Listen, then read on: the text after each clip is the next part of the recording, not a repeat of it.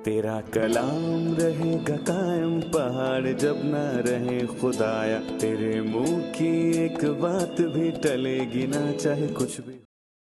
अजीज नाजरीन, मैं अयाद ज़रीफ आप तमाम देखने वालों को हमारे रोज़ के बाइबली मुतालियाती प्रोग्राम की नई किस्त में खुशामदीद कहता हूँ। हम अभी भी दूसरी तवारीख की किताब का मुतालिया कर रहे हैं और आज हम इस किताब में से 10वें और फिर 11वें बाब का मुतालिया करेंगे। 9वें बाब में हमें मालूम हुआ कि सबा की मलका सुलेमान की शोहरत सुनकर मुश्किल सवालों के साथ उसे आजमाने गई। वो सुलेमान की हिकमत, उसके खादमों की नशिस्तों और उसके मुलाजमों की हाजिरबाशी से हैरान हो गई। हमें मालूम है कि ये खुदावंद के गिर्द ईमानदारों की जमात की एक छोटी सी तस्वीर है। खुदावंद के गिर्द इस जमात में कितनी हिकमत फैली थी और खुदावंद के नाम पर जमा होने पर उसकी कुदरत का ऐलान हुआ और सब सवालों को जवाब मिले। आज हम 10वें और 11वें बाब में सल्तनत की तकसीम के मुतल्लिक नए हिस्सों का मुतालिया शुरू करेंगे। तो मरकजी शख्स कौन था और वो कौन से वाकयात थे जो इस तकसीम की जगह बने। लेकिन प्रोग्राम के आगाज से पहले मैं खुदा के खादिम को खुशामदीद कहूंगा। भाई एहसान, खुशामदीद। शुक्रिया आप भाई। कैसे हैं? मैं ठीक हूँ। साथ ही हमारे दीगर मेहमानों को भी खुशामदीद। भाई, 10वें और 11वें बाब के मुताले और मजीद तफसीलात जानने से पहले दूसरी तवारीख की किताब की तकसीम में 10वां बाब क्या जाहिर करता है? 10वां बाब इस किताब के दूसरे हिस्से और आखिरी हिस्से का एक आगाज है। जैसे कि हमने पहले 9 बाब का मुतालिया किया जिसमें सुलेमान और हैकल की तामीर पर जोर दिया गया है, और अफसोस कि किताब का दूसरा हिस्सा 10वें बाब से लेकर आखिर तक खुदा के लोगों की बड़ी तबाही और सल्तनत के तकसीम के मुतल्लिक वाज़ेह बात करता है। और मैं कहना चाहूंगा कि फिर बनी इसराइल असीरी में चले गए, लेकिन ये कहानी लोगों की असीरी से लौटने और उनकी बची हुई वफादारी पर खुदा की हौसला अफजाई के साथ खत्म होता है। 10वें बाब के आगाज में सुलेमान के बेटे रुबहाम का जिक्र है और हमें मालूम है कि सुलेमान की 1000 बीवियां थीं। फिर भी यहाँ सिर्फ एक बेटे का जिक्र है। यहाँ पर रुबहाम, मेरा ख्याल है सुलेमान तारीख का दाना तरीन आदमी, उसके बच्चे उस जैसे ही होने चाहिए। उसके बच्चे उस जैसे दाना और अक्लमंद होने चाहिए। जैसा बाप वैसा बेटा। पर खुदा के कलाम के मुताबिक हम रुबहाम को कैसे बयान कर सकते हैं? आप हमें उसके किरदार के मुतल्लिक बताइए। उसके पास इतनी दौलत और इख्तियार था तो भी उसने अपने तकब्बुर की वजह से सब कुछ कुर्बान कर दिया। दरअसल वो बेवकूफ था, और मैं ये भी कहूंगा कि उसने अपने बाप की हिकमत हासिल नहीं की। वो उसके बिल्कुल उल्ट था, और ये जाहिर करता है कि ईमान और हिकमत विरासत में नहीं मिल सकती। ये खुदावंद की तरफ से जाती दरख्वास्त और जाती बर्ताव है। सुलेमान ने हिकमत मांगी और बाइबल में लिखा है कि उसने ये हिकमत दाऊद से नहीं ली, हालांकि वो वारिस था। सुलेमान ने खुदा से कहा कि मुझे हिकमत बख्श, ईमान और हिकमत विरासत में नहीं मिलती। और मैं यहाँ जिक्र करूंगा कि अफसोस रहबाम ने अपनी सल्तनत का 83% हिस्सा तकब्बुर में गवा दिया। वाज की किताब में सुलेमान के अपने अल्फाज हैं कि मैं रहबाम की खुसूसियात बयान करना चाहूंगा। लगता है सुलेमान ने पहले ही देख लिया था कि आखिर क्या होगा, और ये आयत उस पर लागू होती है। वाज की किताब के दूसरे बाब में लिखा है, क्योंकि ऐसा शख्स भी है जिसके काम हिकमत और दानाई और कामयाबी के साथ हैं, लेकिन वो उनको दूसरे आदमियों के लिए जिसने उनमें कुछ मेहनत नहीं की उसकी मिरास के लिए छोड़ जाएगा। ये बातन और बलाए अजीम है।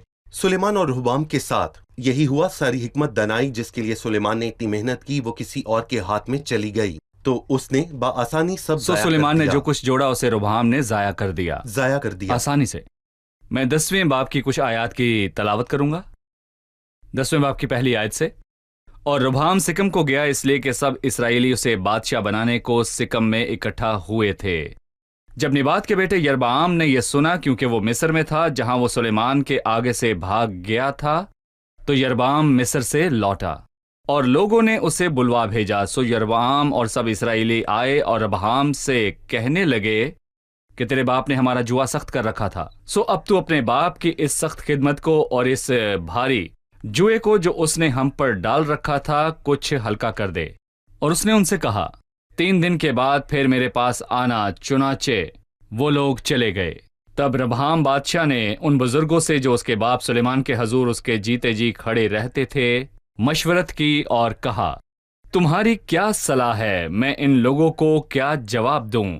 उन्होंने उससे कहा, अगर तू इन लोगों पर मेहरबान हो और इनको राजी करे और इनसे अच्छी बातें कहे तो वो हमेशा तेरी खिदमत करेंगे। लेकिन उसने उन बुजुर्गों की सलाह को जो उन्होंने उसे दी थी छोड़कर उन जवानों से जिन्होंने उसके साथ परवरिश पाई थी और उसके आगे हाजिर रहते थे मशवरत की और उनसे कहा, तुम मुझे क्या सलाह देते हो कि हम इन लोगों को क्या जवाब दें जिन्होंने मुझसे ये दरखास्त की है कि इस जुए को जो तेरे बाप ने हम पर रखा कुछ हल्का कर।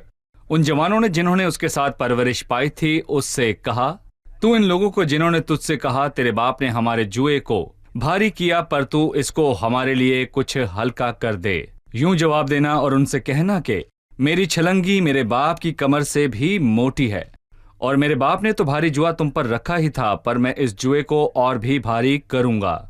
मेरे बाप ने तुम्हें कोड़ों से ठीक किया पर मैं तुमको बिच्छुओं से ठीक करूंगा। और जैसा बादशाह ने हुक्म दिया था कि तीसरे दिन मेरे पास फिर आना, तीसरे दिन यरबाम और सब लोग रबहाम के पास हाजिर हुए। तब बादशाह ने उनको सख्त जवाब दिया और रबहाम बादशाह ने बुजुर्गों की सलाह को छोड़कर जवानों की सलाह के मुआफिक उनसे कहा कि मेरे बाप ने तुम्हारा जुआ भारी किया पर मैं इसको और भी भारी करूंगा। मेरे बाप ने तुमको कोड़ों से ठीक किया पर मैं तुमको बिच्छुओं से ठीक करूंगा। सो बादशाह ने लोगों की ना मानी क्योंकि ये खुदा ही की तरफ से था, ताकि खुदावंद इस बात को जो उसने सेलानी अखिया की मार्फत निबात के बेटे यरबाम को फरमाई थी पूरा करे। इस किस्से के हालात सकनात ये जाहिर करते हैं कि रुबहाम का अमल बेवकूफ़ाना था और एक और किरदार निबात का बेटा यरबाम भी मंजर आम पर आता है। सो हम इस शख्स की तारीख और सुलेमान के आगे से भागने की वजह जानना चाहते हैं। सल्तनत की तकसीम में इसका क्या किरदार था?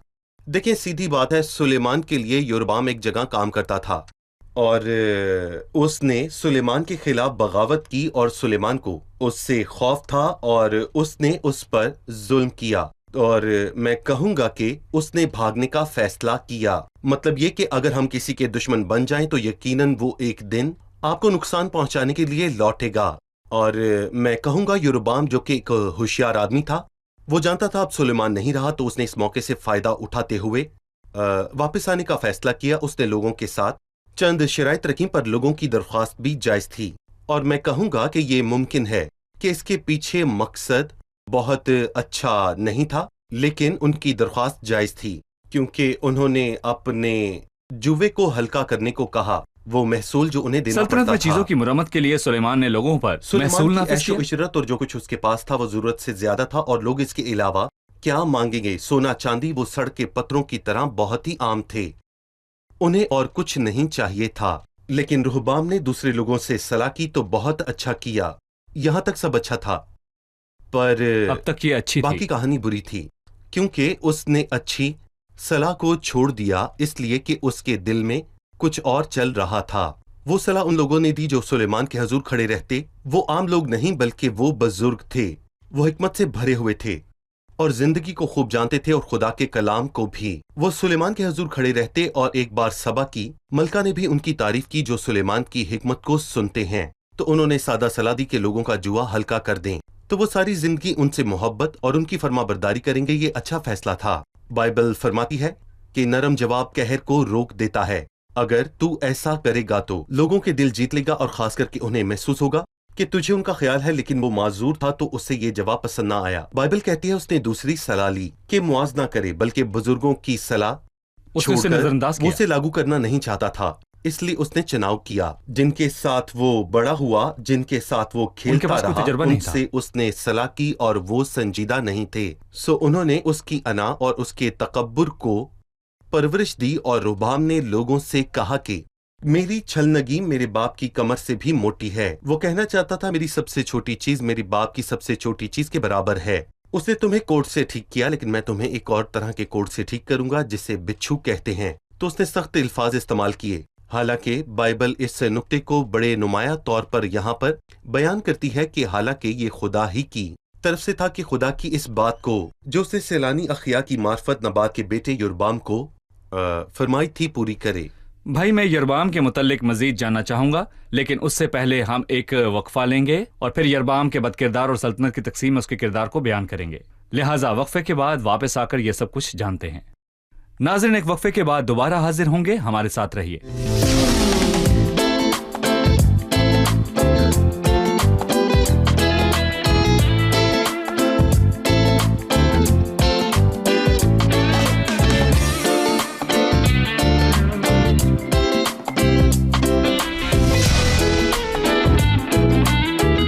بھائی وقفے سے پہلے میں نے آپ سے یربام کے متعلق پوچھا تھا، ہمیں اس کے متعلق کچھ بتائیے۔ دیکھیں، ہمیں پہلے سلاطین کے 11ویں باب میں یربام کی کہانی ملتی ہے۔ وہ سریدہ کا افرائیمی تھا اور سلیمان کا ملازم تھا۔ اس نے بادشاہ کے خلاف بغاوت کی اور وہ اس کی ہمیں وجہ بتاتا ہے۔ سلیمان میلے کو بتاتا ہے کہ یربام بہت محنتی اور زبردست سرما ہے، سو اس نے اسے بنی یوسف کے گھرانے کے سب کاموں کا مختار بنا دیا، وہ لوگ جو یوسف کے گھرانے کے لیے کام کرتے تھے۔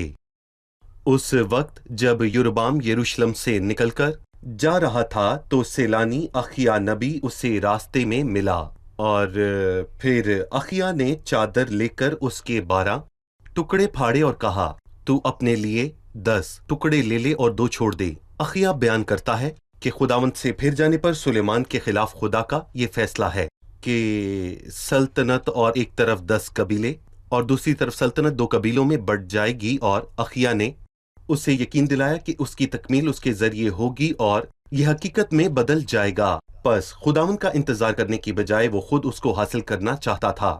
اس کے نتیجے میں اس نے بغاوت کی جس کی خبر سلیمان کو ہوئی، اور زندہ رہنے کے لیے یربام نے بھاگنے کا فیصلہ کیا۔ اور جب رہبام بادشاہ بنا تو یربام نے اپنے خواب کو اپنے طریقے سے حاصل کرنے کے لیے واپس آنے کا فیصلہ کیا۔ یہ المناک ہے کہ خدا کی چاہی ہوئی چیزوں کو اپنے طریقے سے حاصل کریں۔ وہ اس کے دل میں پر بغاوت کا بیج اس کے دل میں پہلے ہی موجود تھا۔ جی بالکل صحیح۔ چلیے مہمانوں کے پاس چلتے ہیں اور جانتے ہیں ان کا سوال۔ جی سوال کیجیے۔ 10ویں باب کی 16ویں آیت میں لکھا ہے، جب سب اسرائیلیوں نے دیکھا کہ بادشاہ نے ان کی نہ مانی تو لوگوں نے بادشاہ کو جواب دیا اور یوں کہا کہ داؤد کے ساتھ ہمارا کیا حصہ ہے، یسی کے بیٹے کے ساتھ ہماری کچھ میراث نہیں۔ اے اسرائیلیوں، اپنے اپنے ڈیرے کو چلے جاؤ، اب اے داؤد اپنے ہی گھرانے کو سنبھال۔ تو رہبام بادشاہ کو کہے ہوئے لوگوں کے ان الفاظ کے کیا معنی ہیں، اس کا نتیجہ کیا تھا؟ جی بھائی اسام، لوگوں کے کہے الفاظ کی تشریح ہم کیسے کر سکتے ہیں؟ انہوں نے محض یہ سوال کیا کہ ہمارا تیرے ساتھ کیا تعلق ہے، تو داؤد کا بیٹا ہے۔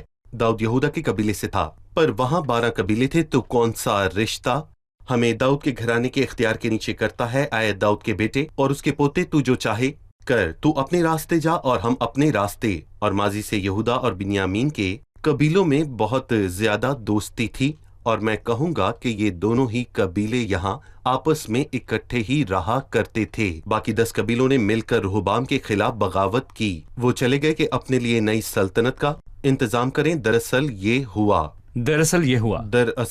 رہبام نے اس مشکل کا سامنا کرنے کی کوشش کی، پر وہ اتنا ہوشیار نہیں تھا۔ اس نے بیکاریوں کا دروغہ بھیجا کہ ان سے محصول اکٹھا کرے، تو انہوں نے اسے سنسار کیا اور اعلان کیا کہ یہ بغاوت کرتے ہیں، اور اس دن سے وہ الگ سلطنت سے تعلق رکھتے ہیں۔ یعنی وہ بجلی اور پانی کے کوئی بل کی ادائیگی نہیں کریں گے۔ جی یہ سول نافرمانی تھی۔ صحیح۔ 11ویں باب میں ہمیں رہبام کی اپنے اختیار کو پھیلانے کے متعلق بتاتا ہے۔ یہ مشکل تھا، تو میں چاہتا ہوں کہ آپ اس واقعے پر اپنی رائے دیں۔ پہلی آیت میں لکھا ہے، اور جب رہبام یروشلم میں آ گیا تو اس نے اسرائیل سے لڑنے کے لیے یہودا اور بنیامین کے گھرانے میں سے 1,80,000 چنے ہوئے جوان جو جنگی مرد تھے فراہم کیے، تاکہ وہ پھر مملکت کو رہبام کے قبضے میں کرا دے۔ لیکن خدا ان کا کلام مرد خدا سمیہ کو پہنچا کہ یہودا کے بادشاہ سلیمان کے بیٹے رہبام سے اور سارے اسرائیل سے جو یہودا اور بنیامین میں ہیں کہہ کے، خداوند یوں فرماتا ہے کہ تم چڑھائی نہ کرنا اور نہ اپنے بھائیوں سے لڑنا، تم اپنے اپنے گھر کو لوٹ جاؤ، کیونکہ یہ معاملہ میری طرف سے ہے۔ بس انہوں نے خداوند کی باتیں مان لی اور یربام پر چڑھائی کیے بغیر لوٹ گئے۔ آپ اس واقعے اور خداوند کے پیغام کو بیان کیجیے۔ وہ سول جنگ شروع کرنے والے تھے۔ وہ 12 قبیلوں پر حکومت کرنا چاہتے تھے، یا جو بغاوت کرے اسے تباہ کر دیں، اور وہ جو مسیحی برادری سے تعلق رکھتے تھے ان کا یہی برتاؤ تھا۔ وہ تعریف حاصل کرنا اور رہنما بننا چاہتے تھے، ورنہ وہ سب کچھ تباہ کر دیں گے۔ رہبام نے جنگ کرنے کا فیصلہ کیا۔ کون سی جنگ؟ 2 قبیلوں کے خلاف 10 قبیلے، اور یہ خدا کے لوگ ہیں، سو خدا نے انہیں پیغام بھیجا کہ ایسی بات سے باز آئیں۔ اور میں کہوں گا کہ انہوں نے کہا کہ یہ واقعات خدا کی طرف سے مقرر ہیں، اور دراصل رہبام نے اس موقع پر اچھا برتاؤ کیا۔ کچھ موقع پر وہ اچھی طرح پیش آیا تھا اور شاید وہ کرنا نہیں چاہتا تھا، اور یہاں رہبام نے اس وقت خدا کی نافرمانی کی۔ اس نے سول جنگ کو جو وہ کرنا چاہتا تھا تبدیل کیا۔ 5ویں آیت سے شروع کر کے کچھ عمل ہیں جو رہبام نے کیے، اور رہبام یروشلم میں رہنے لگا، اور اس نے یہودا میں حفاظت کے لیے شہر بنائے۔ 13वीं और 14वीं आयत में लिखा है, और काहिन और लावी जो सारे इसराइल में थे अपनी अपनी सरहद से निकलकर उसके पास आ गए, क्योंकि लावी अपनी गिरदा नवाही और मलकियतों को छोड़कर यहूदा और यरूशलेम में आए, इसलिए कि यरबाम और उसके बेटों ने उन्हें निकाल दिया था ताकि वो खुदावन के हजूर कहानत की खिदमत को अंजाम देने ना पाएं। लावी इसराइलियों के कबीले में रहते थे, पर वो सब यहूदा की सल्तनत में वापस आए। काहिन रबाम के सामने खड़े होने के लिए आए, हालांकि वो खुदावन के सामने काम कर रहा था और वही सल्तनत की तकसीम की वजह था। काहिन यहूदा से सल्तनत में बसने के लिए वापस क्यों आए? सादा सी बात है कि लावियों के पास जमीन के किसी हिस्से की मलकियत ना थी। उनकी मलकियत नहीं थी, वो खुदा की थी, पर उनके पास सांची जगह और जमीन भी थी जहां वो अपनी भेड़ बकरियां चराया करते थे, पर उन्होंने वो जगह छोड़ दी और सब कुछ इसलिए कुर्बान कर दिया क्योंकि रोबाम यरूशलेम में था। वो यरूशलेम था जहां पर हैकल थी, जहां खुदावंद अपना नाम रखना पसंद करता है। वो हैकल से दूर रहकर ना तो जिंदा रह सकते थे ना खिदमत कर सकते थे। दूसरी तरफ यरोबाम की सल्तनत में, यानी कि इसराइल की सल्तनत में, जिसे हम बाद में सलातीन की किताब में वाज़े तौर पर पढ़ेंगे कि यरोबाम जिसने 10 कबीलों पर हुकूमत की, उसने सोचा अगर लोग यरूशलेम में इबादत करेंगे तो उसे डर था, उससे उनकी बगावत का डर था। उस पुरानी सल्तनत में जाने की ख्वाहिशमंद होंगे, सो उसने इबादत का निजाम बनाया। उसने 2 बछड़े बनाए, एक शुमाल में और एक जनूब में। उसने उनको हुक्म दिया ये तुम्हारा खुदा है और उनको इबादत का हुक्म दिया। ये वही गलती है जो हारून से हुई थी। और जहां तक लावियों का सवाल है, उन्होंने हमेशा खुदा की पैरवी की। जब मूसा ने कहा जो खुदाम की तरफ है वो मेरे पास आ जाए, ये लावियों का कबीला था जो उसके साथ हो गए। वो बदी बर्दाश्त नहीं कर सकते थे, वो खुदावन से जुदा भी नहीं रह सकते थे। वो एक हकीकी ईमानदार हैं जिसका खुदा के साथ गहरा ताल्लुक है। ना तो वो बदी बर्दाश्त कर सकता है और ना खुदा से दूर रह सकता है, चाहे लोग बदी की पैरवी कर रहे हों। बेशक लावियों ने 10 कबीलों की अक्सरियत को छोड़ा और अकलियत में शामिल हुए। वो अक्सरियत से निकल आए। ऐशो आराम छोड़ा, मैं वो सब कुछ छोड़ दूंगा जिसका ताल्लुक बदी से होगा। हमें खुदाम की तरफ होना जी, है। खुदा की तरफ। सही। हम एक वक्फे के बाद मेहमानों के सवालात के साथ हाजिर होंगे। नाज़रीन, एक वक्फे के बाद दोबारा हाजिर होंगे, हमारे साथ रहिए।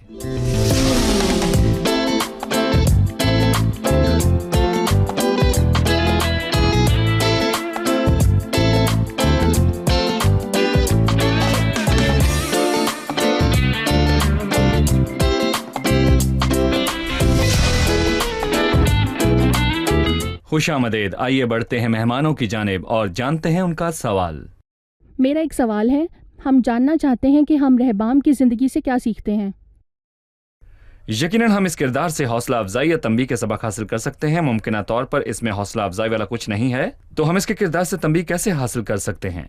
एक बार जब आप खुदा के आगे झुकते हैं तो आपकी जिंदगी के हालात बहुत खराब भी हो सकते हैं, बहुत बुरे हो जाएंगे। और फिर यहाँ बहुत सी तंबीहें हैं। पहली, ईमान, खुदा के साथ रिश्ता और हिकमत के मामले में आप अपने बाप दादा पर इन्हिसार ना करें, इससे कोई फायदा नहीं होगा। दूसरा, हिकमत, दौलत और दुनिया की किसी भी चीज से ज्यादा कीमती है। चीजों को ठीक से समझना ये खुदा की तरफ से मिलता है, ये सब हिकमत ऊपर से आती है। और फिर तीसरा, जब आप किसी से सलाह लेते हैं तो मोहतात होकर किसी से पूछें। और चौथा, अपने दिल से आप मशवरा लें जो आपको बेहतरीन मशवरा दे सकता है, पर जरा ध्यान से, क्योंकि आपका दिल आपको गलत सलाह भी दे सकता है।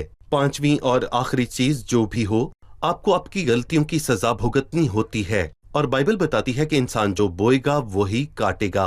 आप पर जब भी ऐसे हालात आए तो आप खुद को खुदा के आगे आजिज कर लें, जिद ना करें। शर्मिंदगी से बचने के लिए सब कुछ बर्बाद करने पर आमादा ना हो, क्योंकि इस तरह आपकी जिंदगी और मुश्किल होगी। अपने आप को आजिज करें, खुदा मुकर्ररा वक्त पर आपको उठाएगा।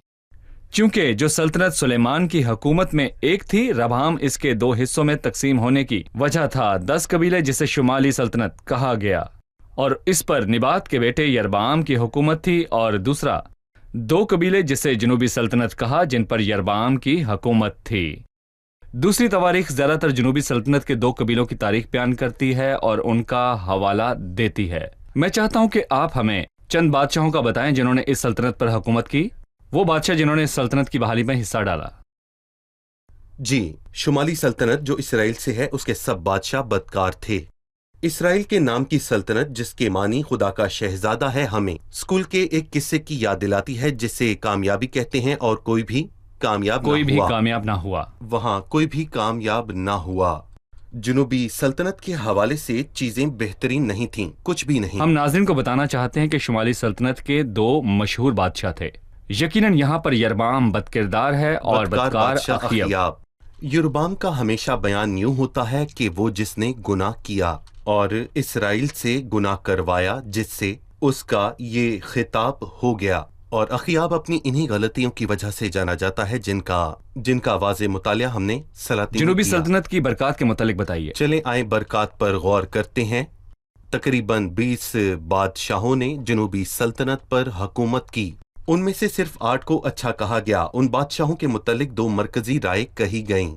یا تو ان بادشاہوں نے وہ کیا جو خدا کی نظر میں بھلا تھا، وہ 8 تھے، یا پھر وہ جو خدا کی نظر میں برے تھے، اور یہ 20 بادشاہ تھے لیکن 8 نے خدا کی نظر میں بھلا کام کیا، اور ان 8 میں سے محض 5 بادشاہ لوگوں کو بحالی کی طرف لے گئے۔ وہ کون ہیں؟ یعنی کہ لوگ خداوند سے دور چلے گئے لیکن یہ خداوند کے پاس لے آئے، اور یہ بادشاہ ہیں آسا، یہوشفت، یوسیہ، یواس اور حزقیہ۔ اور جب ہم ان بادشاہوں کا مطالعہ کریں گے تو جانیں گے کہ یہ لوگوں کے لیے کیسے بابرکت تھے۔ انہوں نے خدا کے لوگوں کی واپسی اور خدا کے ساتھ رشتے اور خداوند کی خوشی اور عظیم طور پر اس کی خدمت کی طرف رہنمائی کی۔ بھائی اسام، بہت شکریہ۔ اب وقت ہوا ہے کہ ہم جانیں کہ مہمانوں نے آج کیا سیکھا۔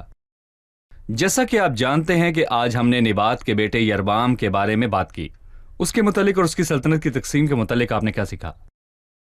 وہ ایک سورما تھا جسے سلیمان نے بنی یوسف کے سارے کام پر مختار بنایا۔ خدا نے اخیا کے ذریعے اپنا کلام اس کو بھیجا کہ وہ 10 قبیلوں کا بادشاہ بنے گا، تو اس نے سلیمان کے خلاف بغاوت کی۔ اس کے نتیجے میں سلیمان نے اسے پکڑنا چاہا، وہ مصر کو بھاگ گیا۔ سلیمان کو موت کا پتہ چلتے ہی یربعام یروشلم واپس آیا کہ بادشاہی کو دوبارہ حاصل کرنے کی کوشش کرے، تو لوگوں کے ساتھ اس نے وہ درخواست کی جو جائز تھی، مگر دراصل وہ ربعام سے 10 قبیلوں کی سلطنت حاصل کرنے کا ذریعہ بھی تھی۔ 16ویں آیت میں لکھا ہے، جب سب اسرائیلیوں نے یہ دیکھا کہ بادشاہ نے ان کی نہ مانی تو لوگوں نے بادشاہ کو جواب دیا اور یوں کہا کہ اب اے داؤد اپنے ہی گھرانے کو سنبھال، داؤد کے ساتھ ہمارا کیا حصہ ہے؟ یسی کے بیٹے کے ساتھ ہماری کچھ میراث نہیں۔ اے اسرائیلیوں اپنے ڈیرے کو چلے جاؤ۔ یہاں پر لوگوں کا کیا مطلب ہے؟ انہوں نے بادشاہ سے کہا کہ وہ مزید ان کے آگے جھکنے اور اس کے ساتھ رہنے کے پابند نہیں ہے۔ انہوں نے اس حقیقت کا حوالہ دیا کہ وہ داؤد کا بیٹا ہے، یہودا کے قبیلے سے ہے، تو وہ اپنے قبیلے سے جڑا رہ سکتا ہے۔ بس تقسیم شروع ہو گئی۔ جی، تقسیم شروع ہو گئی۔ بہت شکریہ، خدا آپ سب کو برکت دے۔ اگلے پروگرام میں آپ سے پھر ملاقات ہوگی۔ بھائی آپ کا شکریہ، خدا آپ کو برکت دے۔ عزیز ناظرین، آج کی قسط میں ہم نے سیکھا کہ ربعام دانشمند سلیمان کا بیٹا ہونے کے باوجود بے وقوف تھا۔ اس نے سلیمان کی حکمت اور دیانتداری وراثت میں نہیں پائی تھی۔ جو کچھ سلیمان نے چھوڑا، دولت اور جلال، اس نے سب ضائع کر دیا۔ اس نے 12 میں سے 10 قبیلے بھی گوا دیے۔ جیسا ہم نے آج سیکھا کہ ایمان وراثت میں نہیں ملتا۔ بہت سے والدین اتنے دیانتدار تھے لیکن ان کے بچے نہیں۔ انہوں نے اس دولت اور جلال کو بھی ضائع کیا جو ان کے والدین چھوڑ گئے تھے۔ ایمان خدا کی طرف سے ہے۔ اگر آپ کو حکمت کی ضرورت ہے تو خدا سے مانگے۔ اگر آپ آسمان پر جانا چاہتے ہیں تو اپنے باپ یا دادا یا خاندان کے ایمان پر انحصار نہ کریں، پر ذاتی طور پر اپنے لیے مسیح کے کام کو سمجھیں۔ خدا ان کے پاس جائیں اور صلیب پر اس کے کام میں پناہ لیں۔ اس سے کہیں کہ وہ آپ کی ذاتی میراث ہو۔ اس سے کہیں کہ آپ کے گناہوں اور بدکاریوں کو معاف کر دے۔ اپنے باپ اور اپنے خاندان کے ایمان پر انحصار نہ کریں۔ جو اس نے صلیب پر کیا وہ آپ کے لیے کیا۔ اگر آپ مانگیں اور خداوند یسوع مسیح پر بھروسہ کریں تو حکمت اور ایمان آپ کا ہو جائے گا۔ آج کا سوال، آپ سلیمان کے بیٹے ربعام کے متعلق کیا جانتے ہیں؟ اس کی ناکامی اور سلطنت کی تقسیم کی کیا وجوہات تھیں؟ پھر سے سنیے، آپ سلیمان کے بیٹے ربعام کے متعلق کیا جانتے ہیں؟ اس کی ناکامی اور سلطنت کی تقسیم کی کیا وجوہات تھیں؟ اگلے پروگرام میں آپ سب سے پھر ملاقات ہوگی۔ خدا آپ کو برکت دے۔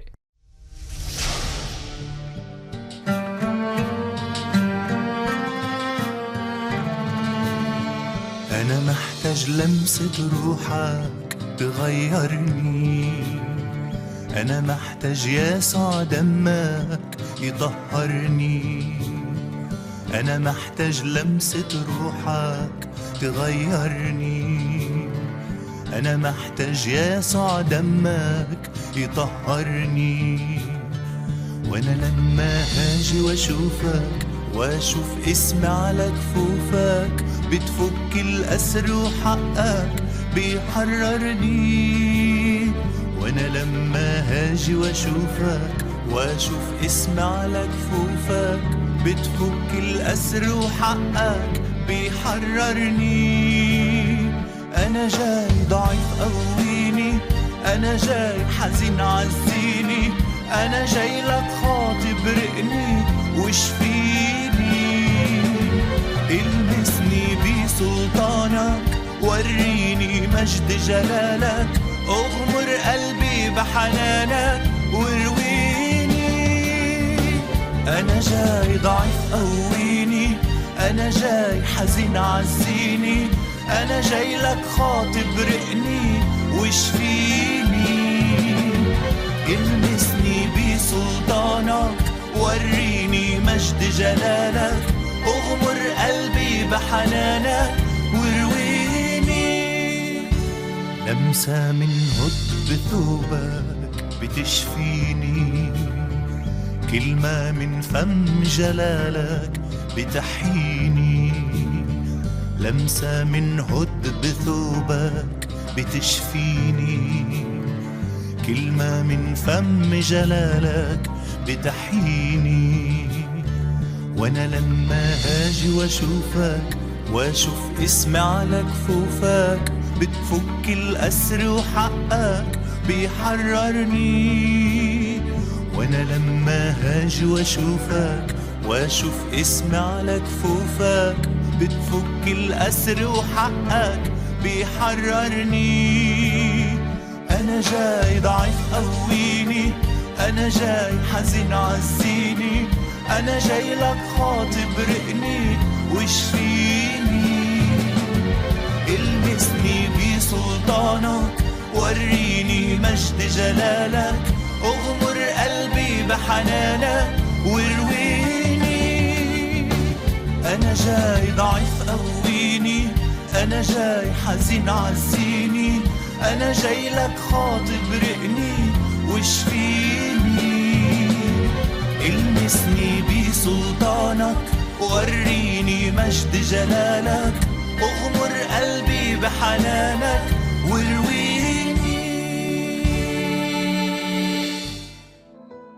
तेरा कलाम रहेगा कायम पहाड़ जब ना रहे खुदाया, तेरे मुंह की एक बात भी टलेगी ना चाहे कुछ भी हो।